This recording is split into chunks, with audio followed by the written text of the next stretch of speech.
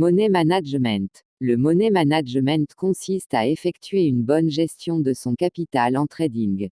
Aussi simple que cela paraît, c'est un des principaux problèmes que rencontrent les traders novices. Le débutant accorde souvent trop d'importance à l'analyse. Or, le véritable but du trading n'est pas d'avoir raison, c'est avant tout d'arriver à gagner de l'argent sur le long terme. Et pour cela il faut mettre toutes les armes de son côté, le money management en fait partie intégrante. Le principe de money management est de déterminer la quantité d'argent que vous allez utiliser pour ouvrir une position. Cette approche est directement liée au risk management qui consiste à choisir le risque que vous allez encourir sur une position.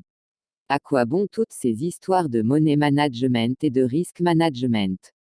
Nous allons voir un petit tableau qui risque de faire changer d'avis les sceptiques et les insoucieux. Dans ce tableau, on remarque deux colonnes, l'une montrant le drawdown et l'autre la reconversion.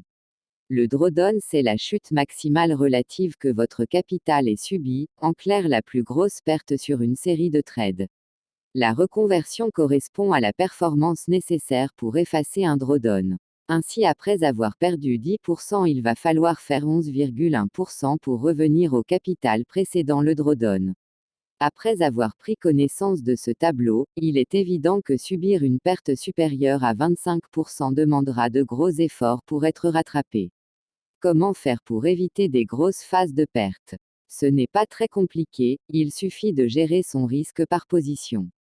Il est évident que si vous prenez un risque de 5% par trade et que vous tradez 5 à 10 fois par jour, vous vous exposez à un gros drawdown potentiel.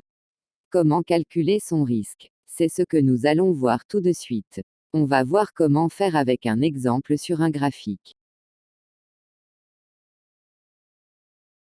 Dans cet exemple, disons qu'on entre avec un mini-lot, c'est-à-dire avec 10 000 unités de devises et que nous avons un compte de 10 000 euros. On rentre à 1,31 et on pose un stop-loss à 1,24. Notre risque est donc de 1,31 moins 1,24, multiplié par 10 000, divisé par 10 000, multiplié par 100 égale 7%. 7% c'est beaucoup, mais c'est seulement un exemple pour illustrer la formule de calcul. Généralement on évite de dépasser les 3% de risque par trade. L'important c'est de savoir maîtriser son risque. La taille du compte ainsi que la taille des lots utilisés sont un facteur déterminant qui peut pousser à des prises de risque trop importantes. Nous allons voir deux tableaux permettant de mettre en évidence les risques encourus pour les mêmes situations mais pour des prises de position d'un micro-lot en premier cas, puis d'un mini-lot. Ici on remarque déjà qu'un capital de 100 euros sur un compte en micro-lot implique une prise de risque importante pour des stop-loss de 50 pips. Avec un compte d'une taille aussi faible, il est préférable de trader avec des stops à 20 pips. Cependant, un compte de taille plus importante comme par exemple 2000 euros vous permet de gérer de manière très sécuritaire puisque pour 50 pips votre risque minimal se situe à 0,25%, ce qui est faible. On retient après lecture de ce tableau qu'il est préférable de trader avec un levier inférieur à 5 et que plus le compte est important, plus le choix du risque est libre au trader.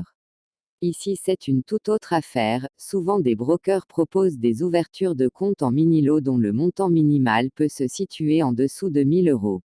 N'ouvrez pas de compte de ce type. Le tableau présent est assez explicite, le risque est bien trop élevé, vous ne pourrez pas trader correctement dans ces conditions. Maintenant qu'on a vu les bases, on va voir en détail quelques stratégies de money management connues.